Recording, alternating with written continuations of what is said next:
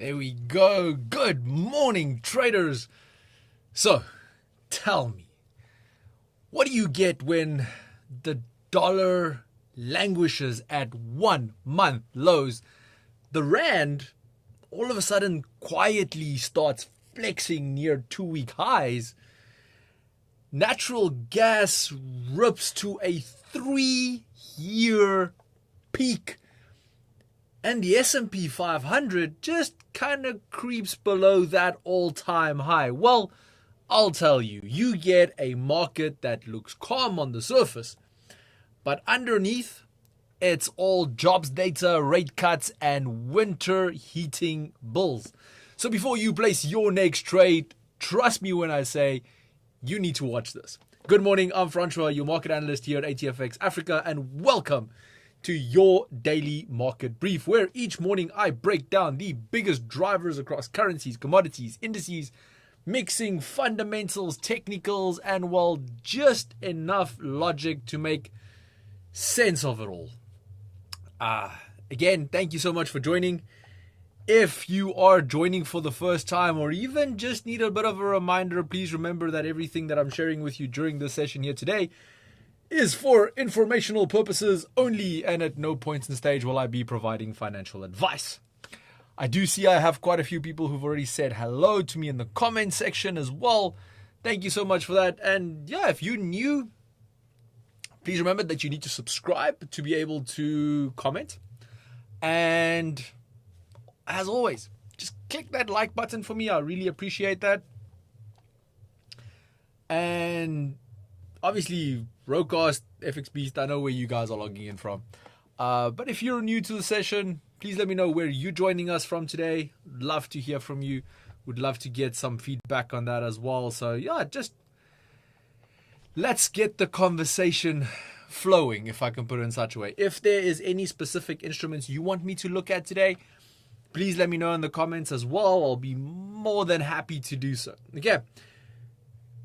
That being said, let's kick things off today with currencies, more specifically USD ZAR. And let's start off with the dollar. Now, the dollar index is currently holding below 99 at its lowest level in over a month, as markets are digesting mounting evidence of a weakening US job market.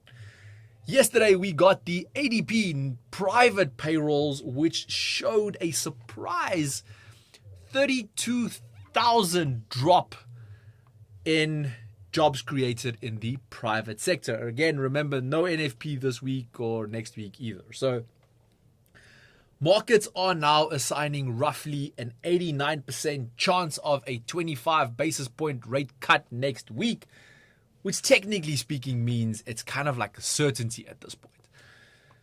Markets are also adding in 3 additional cuts that are being priced in for next year. On top of rate expectations, investors are watching the possibility that Kevin Hassett could replace Jerome Powell in May of next year, a move seen as signaling more aggressive easing. Externally, the dollar is facing pressure from a stronger euro after solid Eurozone business activity data. The yen continues to edge higher on speculation that the Bank of Japan could hike rates later this month. Against this backdrop, USD ZAR is, well, essentially flat, currently trading at 17 Rand and 3 cents to the dollar. But that stability hides an important story. Over the past month, the Rand has strengthened 1.95%. Over the past 12 months, it's up 5.23%. The pair has retreated from an all-time high near 19 Rand and 93 cents in April this year. Like literally this year, it went to an all-time high, and now we are actually doing pretty great. And this is because of the fact that locally the Rand is supported by a 1.5% quarter-on-quarter GBP growth in quarter 3, making for a fourth consecutive quarter of expansion, with 9 out of 10 industries showing growth. Monetary easing is improving fiscal indicators, controlled inflation, and a clearer inflation target framework. So, in essence, you've got a dollar that is meeting a more, let's call it, confident rand. And that combination is showing up clearly on the charts. So that being said, let's go to the charts. So technically, as you can see here, USD ZAR has seen a lot of bearish momentum reasserting itself after a bout of upside price action in mid-November. So we did have, a few times where we got a little bit of a bounce up, but quite strong retracements that followed every single time. Now, currently trading at, around 17.3 cents, which was tested, but we almost beneath last Friday's bearish action now as well. And again, these depths where we are now hasn't been seen since the 17th of November. So that was around here. And obviously just after that, we had a bounce all the way up to 17.48 on the 21st. And then on top of that, the pair has moved back into a price zone. Not really. So again, this general price zone here where we are trading now was in essence last seen around September last year. And, that was also just for a very brief amount of time. Sustained levels below here were last seen in late 2022, early 2023. Now, strong levels for us to watch out here for at the moment. Current resistance is sitting right here at 17 Rand 18 cents to the dollar. And then that higher target, which is up here around 17.50. Then obviously trading right on support. So if we can get a nice little break here, that could be a very good intraday trade. And maybe even a slightly longer term setup, which we'll look at just now, with a lower target potentially down here at 16 Rand 90 cents. That being said, let's drop down to a bit of a lower time frame. Let's go and see what's happening here on the 15-minute time frame. So 15-minute time frame here is showing this general downward trend here as well. Okay. So let's just make some adjustments here.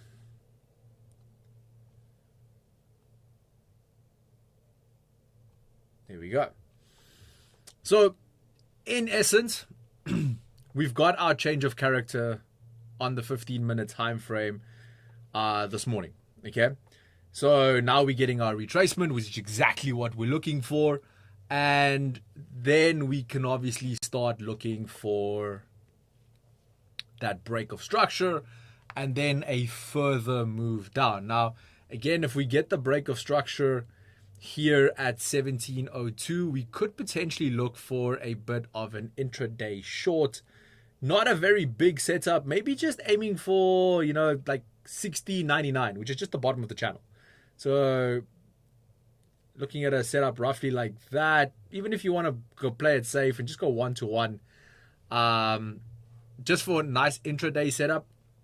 But then obviously if it breaks below the channel, you can maybe, so what, in my opinion, again, not providing financial advice here, just opinion, what I would kind of look at here is if it breaks structure, a little bit of a short up until 16.99, obviously having your stops in place. Once you get to this point, take some partials, lock profits, and then see if we can aim for this lower level here at 16.90, which would give you almost a 1-to-4 risk to reward ratio on this.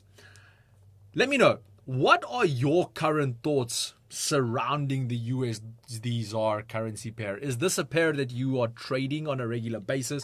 Is this a pair that you might consider starting to trade on a regular basis as well? And just what are your general thoughts on this specific pair's performance?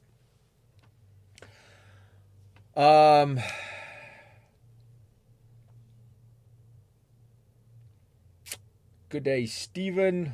Logging in from KwaZulu-Natal. That's pretty cool. Trevor, looking at gold and Ethereum. Not a problem. I'll look at both of those for you. FX Beast looking at gold and Bitcoin. So very similar setups there. I'll look at both. Rowcast, only ADP. Yeah, we're only getting ADP this month so far. Tomorrow we will have PCE. So we'll get some inflation data. And obviously the PCE is the Fed's inferred inflation gauge. So we'll get that tomorrow. But yeah, we still on the thin side when it comes to data at this point in stage. On gold, 30-minute time frame, I realized that there is a Quasimodo pattern. I'm already loving the fact that you guys are using this pattern, and if you have no idea what we are talking about, please go have a look at the recordings and you will find this guy. Still had it up from last night, okay, so I'm still able to use it.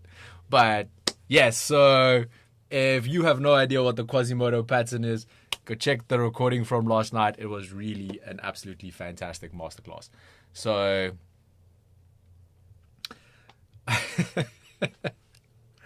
sorry, I couldn't resist.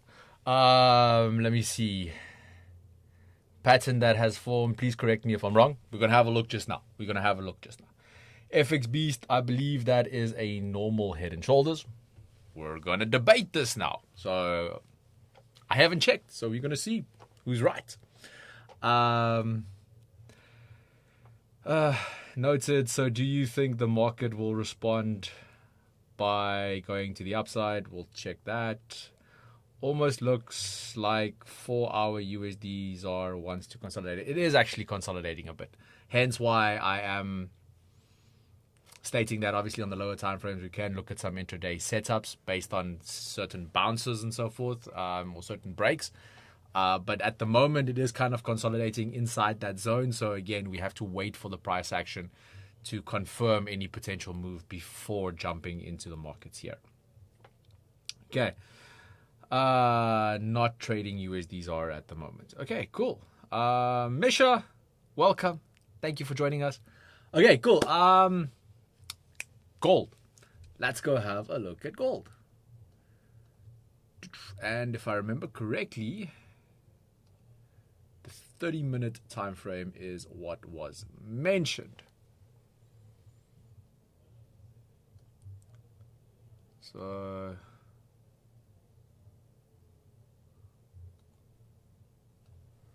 let me actually just share my charts as well.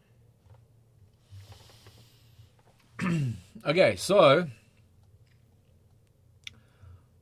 on the 30-minute time frame, we haven't quite gotten a lower, if I can put it in such a way. Remember yesterday as well, we spoke about maybe adding a few additional indicators as well. So for instance, here you can see if we have a look at this setup. So we had higher high, lower high, higher high, lower high, higher high, lower high.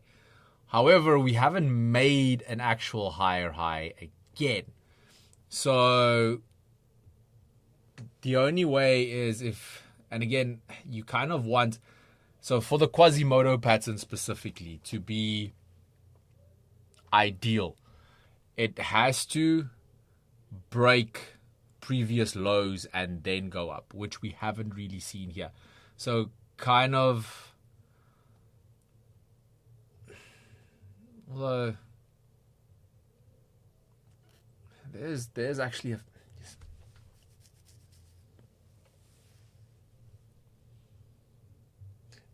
the only other part is, so if you are taking it on that one, Okay, so let's play out all scenarios here.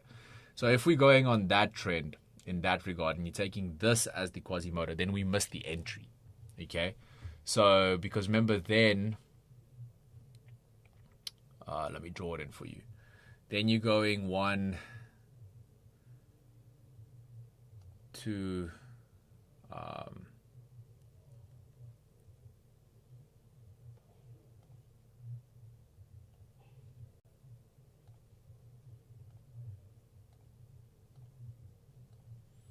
So then you're looking at something like that, okay?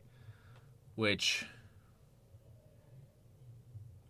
does mean you obviously have your Quasimodo pattern, but in essence then, so this just needs to be red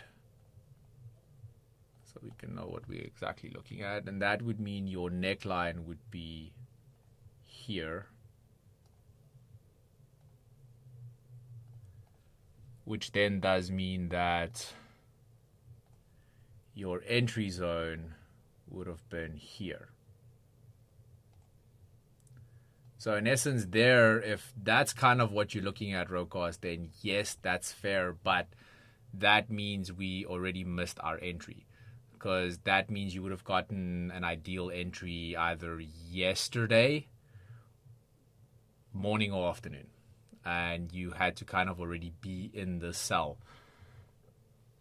So yeah, that's the only thing on that specific setup at the moment. Does that make sense? Yes, no, maybe, still thinking about it.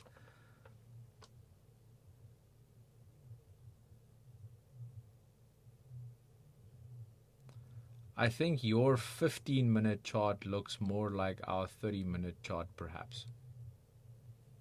It should be the exact same, but I'll drop it down to a 15-minute so we can see as well.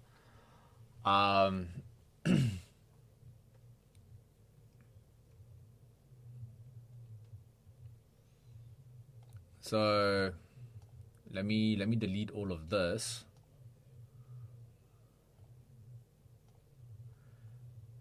Now, there is obviously, okay, so if you are going it from this point of view where obviously you have higher high, lower high, lower high, higher high, lower high, higher high there, and then this is your break here at the moment,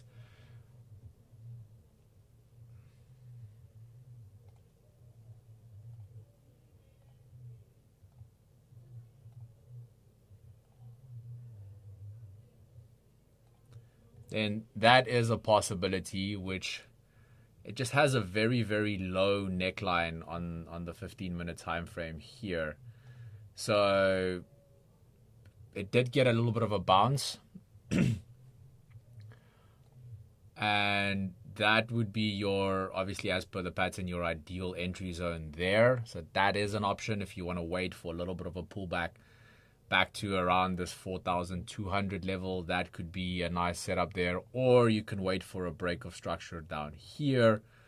But that would give you a relatively large setup. But to get that 2-to-1 ROI on this, then we need to look for a sell all the way down to about 4,045.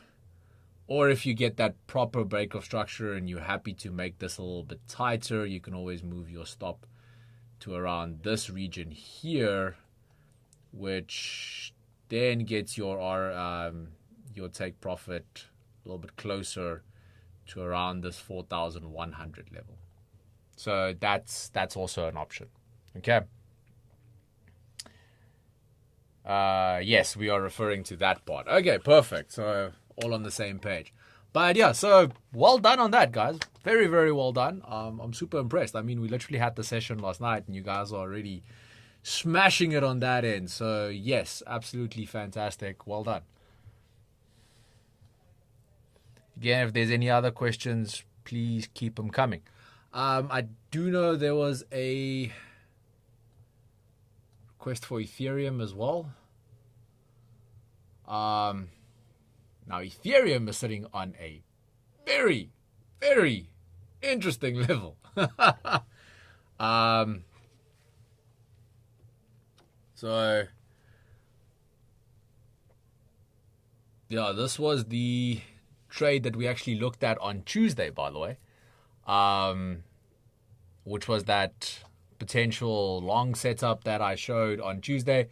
Played out absolutely beautiful. I mean, we had that bounce here at the bottom, got that nice clean break of structure, and off it went. So if you capitalized on this trade, let me know. Got in 2 days ago at Ethereum. Well done, Rocast. Yes. So I love that. Okay, cool. So obviously, if you're still riding this, beautiful. Now, obviously, we're having a look here. So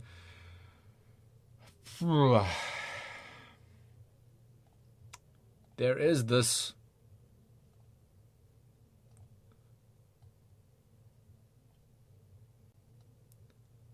general structure that we are looking at here at the moment, though. Okay.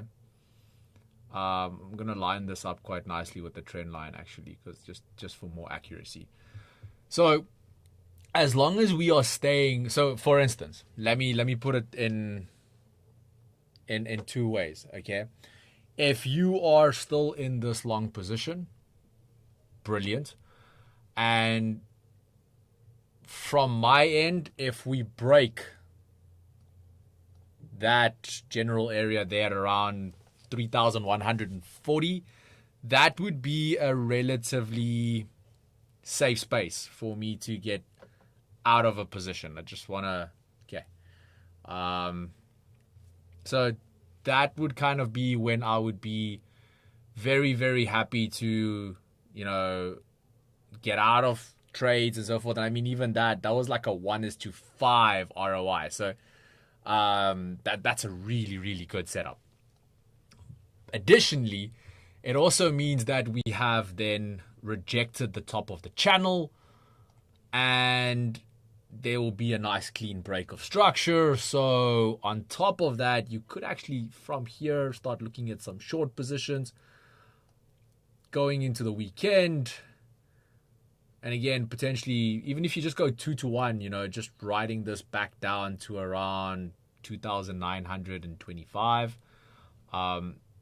But again, wait for price action on this, wait for the break lower, and then the potential could be there. Because as long as we are trading within this channel, and especially if we break outside of that larger channel, there is definitely a lot of upside momentum on this then to, if we break out of this channel, to push all the way up to this 3,900 general ballpark area. Okay. I agree completely. Perfect. I love that. But so yeah, that is definitely a potential there as well. If we go over to Bitcoin is also, so Bitcoin broke its initial structure with that descending channel, but is trading within that actual resistance there at the moment. And we obviously have seen that even though there is a lot of correlation between Bitcoin and Ethereum, it's not following an exact pattern at the moment. But you can also see there is a similarity with regards to that general channel that is also being formed here. But on Bitcoin, even though we are in resistance, for me, a nice clean break of structure will be a break of this low point here at 91,710, which then you can start looking for some short positions there. Or actually a nicer pattern that I am seeing here that I should have actually drawn is that. So more of an ascending triangle. So again, if this pushes higher, break structure there. In essence, that would be more of a change of character first. So I would wait for that break higher, retest, and then we can look for some long positions on this.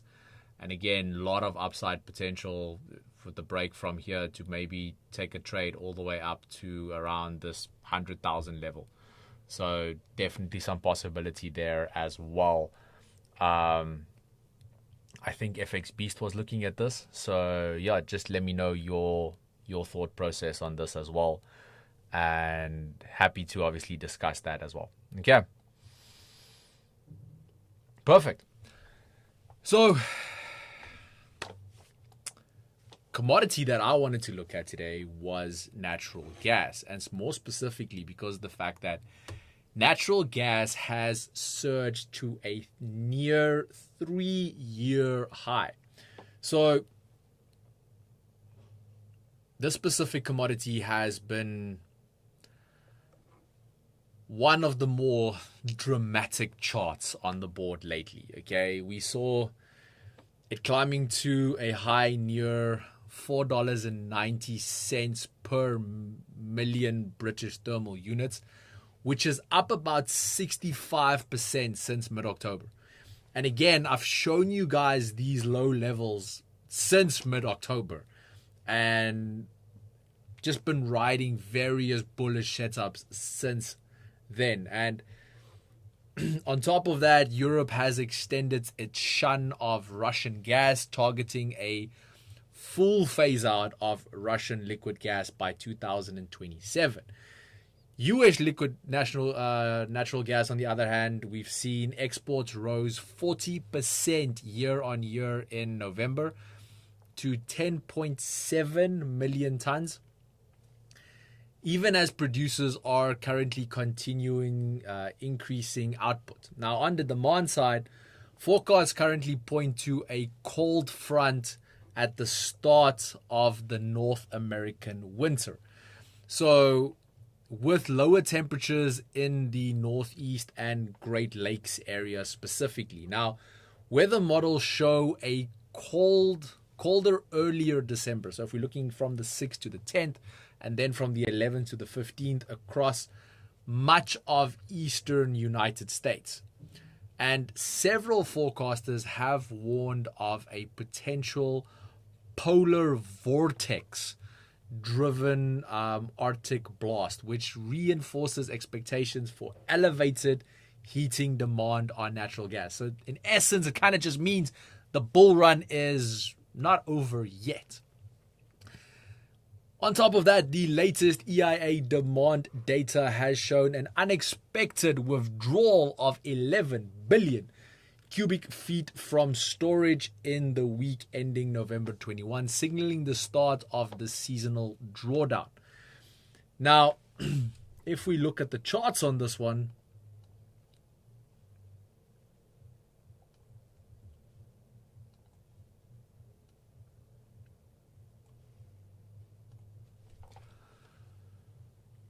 natural gas is trading around that $4.87, slightly lower on the day, but still up 17.6% over the past month and a massive 61.72% year on year. So, as I said, in summary, strong export demand plus colder weather plus supply storage drawdowns equals a market that has been firmly bid into in this early December. So I don't think there's any denying that the trend here is clearly up, with the recent pullback looking more like a pause than a reversal. So that little draw pullback that we saw here on Tuesday was just a little dip. It was actually just a beautiful retest of the support before pushing back up to the next resistance level. Now, given the strong run that natural gas has been on at the moment, as well as the high profile headlines about a long, very cold winter in the northern hemisphere, this is very much at this point in stage a momentum market. It's the kind of chart where you don't see many indicators pointing in opposite directions right now. Okay, the slope of this move kind of speaks for itself. So what can we potentially look at? Now, what I am going to do is I want to draw a trend line, and I'm going to align it very much with that moving average. I'm doing that for a purpose. So don't think I'm nuts. Because if you extend that, we're going to get up to about that support level over there. Now, if we look at some intraday setups, now again, this is where things kind of get fun right now.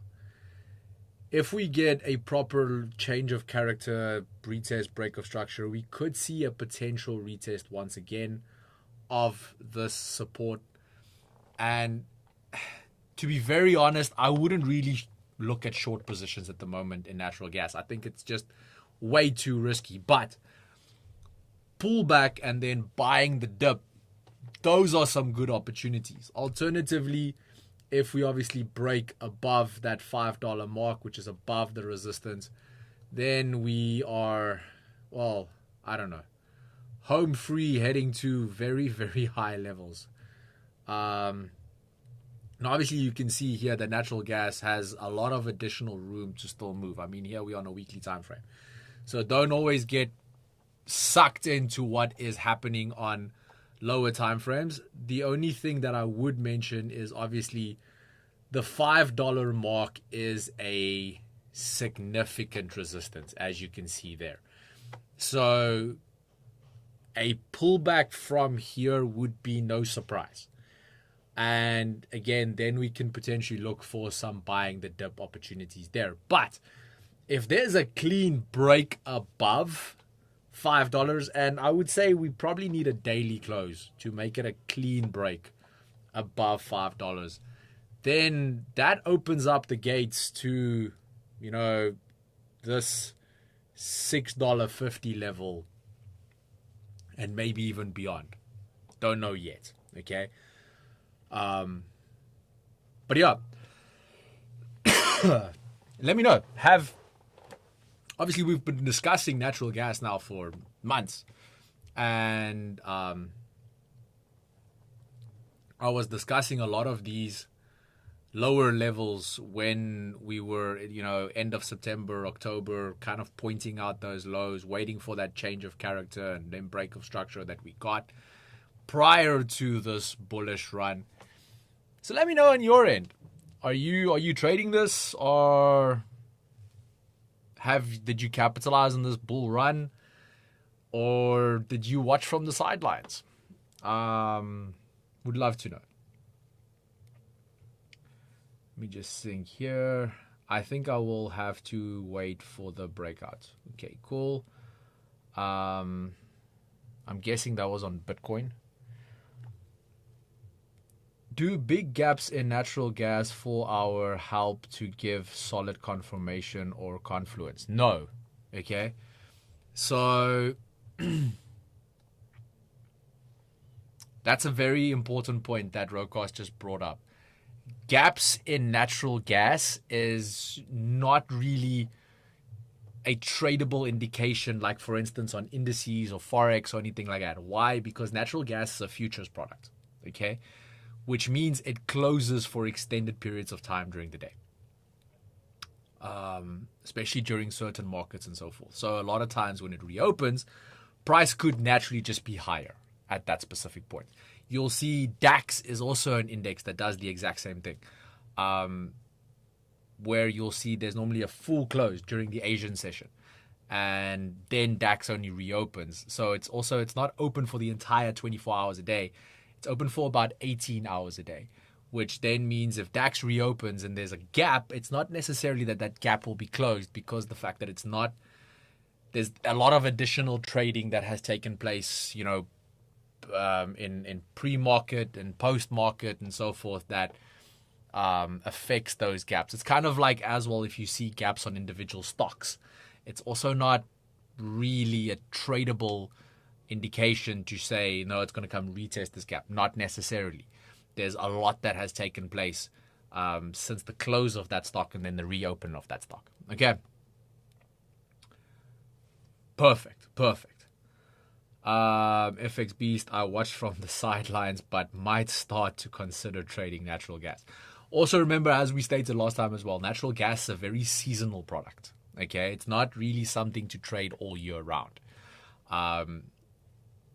if you backdate it, you'll see September, October, it reaches quite nice lows, spikes up, and so it gives nice little buy the dip opportunities, but those buy the dip opportunities kind of fade out like mid-Jan. So just something to also consider. But again, we still have about 40 days until mid-Jan. So there's definitely quite a bit of trading potential still to come on that one as well. So yes, okay. Cool. So moving on to equities. We haven't discussed equities yet. Now, specifically today, I want to discuss my favorite index, which is the S&P 500, which, well, is continuing to, grind higher. And I'm saying grind higher because it's not spiking higher at the moment. It's just grinding higher as Fed cut expectations are firming. So as stated in the early part of the session, there is a large chance for a rate cut next week. So US stocks are steady at the moment after another winning session on Wall Street.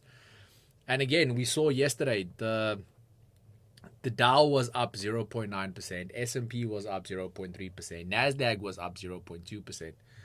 And the biggest catalyst for all of this was that weaker ADP report. And again, that pushed to that 89% that we spoke about earlier, which is that probability for the 25 basis point cut. On top of all of this, we saw the ISM Services Index print at 52.6, which is its strongest reading in 9 months, which again was definitely beneficial for stocks as well. Now, while price measures have eased, a more comfortable inflation backdrop is also building at the moment. Now, speculation obviously is still growing surrounding the new Fed chair, which is also creating some volatility within indices as well. And we were actually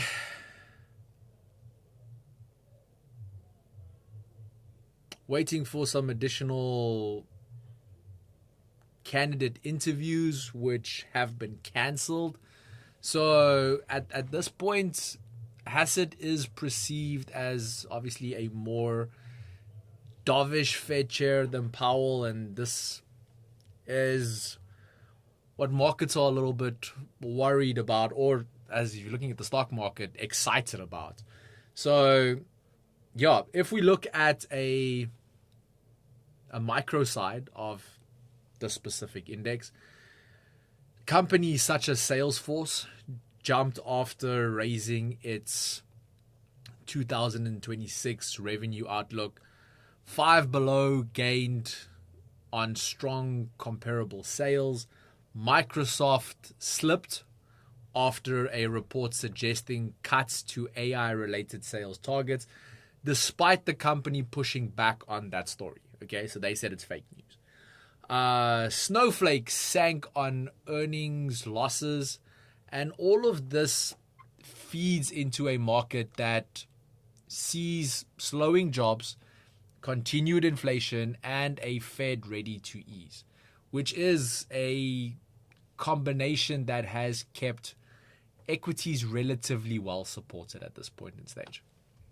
Now, if we look at the chart at the moment, you'll see this specific index is trading in that ascending channel, trading around 6,858 at the moment, which is up almost 0.1% on the day.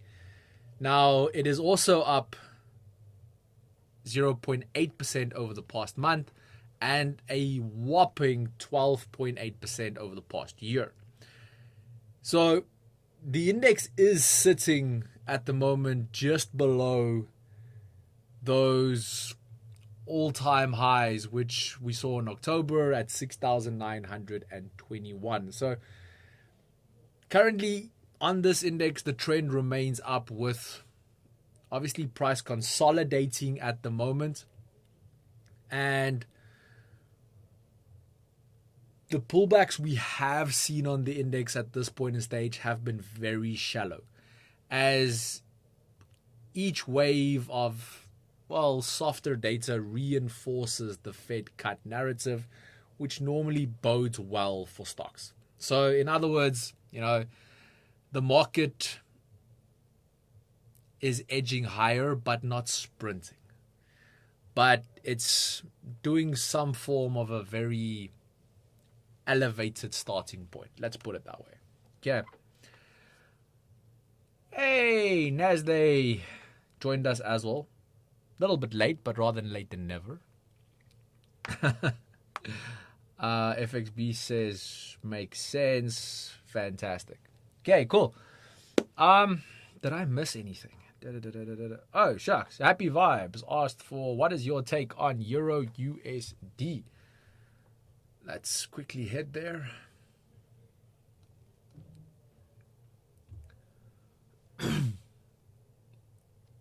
Now, this one again, sitting at a very dangerous level as well.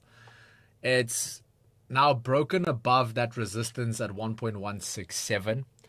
And again, because of the fact that a more dovish Fed president Fed chair, as well as higher expectations of rate cuts, do not bode well for the dollar. But it bodes very well for the euro, and this is why this is pushing higher. And again, if Kevin Hassett gets confirmed as the next Fed chair, we could actually see this rally to go and retest these previous high levels here at 1.1777, or even that very high point that we saw in early September at 1.188. So those are definite possibilities there. Again, we are seeing a nice little break here at the moment, but I would kind of wait for a bit more of a confirmed break above that higher trend line as well. So, because at this point in stage, it could kind of just continue this relative channel move. Actually, I can put up a channel there because that's kind of how it's been trading for the last little while. So that's been its current channel that it's been trading in. So before, looking at any potential rallies, I would like to see a break out of this channel and then a retest. Other words, it might actually just come back, retest bottom, go back, and slowly tick higher. But if we get a nice clean break out of this with a little retest, some bigger rallies might actually appear on this one. Okay. Does that make sense? Happy Vibes? Let me know. Seriously, guys, sometimes these nicknames makes my sessions even more fun, I must say. So, yes. Okay. Better late than never. Yes. Is NFP tomorrow for both October and November? Nasdaq, as said in the beginning of the session, there is no NFP tomorrow. There's also no NFP next week. And currently, there's no NFP in December. It's very sad. I have a theory, but I don't really want to voice it out loud. But I do have a suspicion that because job numbers are not doing so great in the US is kind of silently trying to do away with NFP after the shutdown, and hoping that none of us notices. Again, my opinion. Don't quote it as fact, but that's just what I'm seeing at the moment, and it is a little bit interesting to see unfold. But yeah, a little bit of craziness to not have that type of data. And also remember, the US is kind of the only country that has an NFP report. The rest of the country kind of just tells you what their unemployment rate is and so forth. And that's kind of how employment is evaluated. Where the US have had a lot more detailed reports, and yeah, maybe they're trying to downscale. I don't know. Again, just a little conspiracy theory, if you want to call it that. on my end. So yes, okay. Is the Euro USD one day chart reveal a rising wedge pattern? Let's go to the 1 day.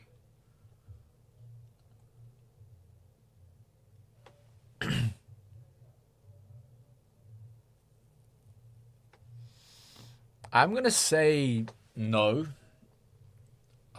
Just because if we have a look on the daily chart here at the moment, so even if you go from here, yes, you have that, but you can see here it's more of an expanding channel than a wedge, because wedge needs to taper to the front. And if you change this to look like that, which is already broken, obviously that won't be valid. But yeah, maybe just, no matter how I place this on a daily, I'm not really seeing the wedge. Like I said, that's more of an expanding channel than a wedge. I hope that makes sense, Rocost. Okay. Okay, cool. So I was wondering there for a second if there's something I'm not seeing.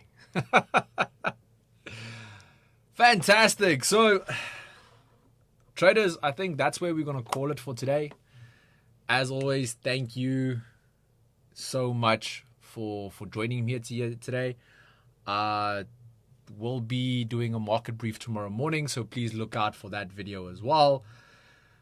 And yeah, then after that, I hope you guys have an absolutely fantastic weekend. And with that, we wrap up today's market brief, brought to you by ATFX Africa, the broker that gives you an edge in today's markets. Now, if you are not trading with ATFX Africa at the moment, click on the link in the description or head over to atfx.com and, well, just go and experience the difference for yourself, and have a look at what tier 1 liquidity can do for your trading. So, traders, until next time, stay sharp, stay focused, and trade smart.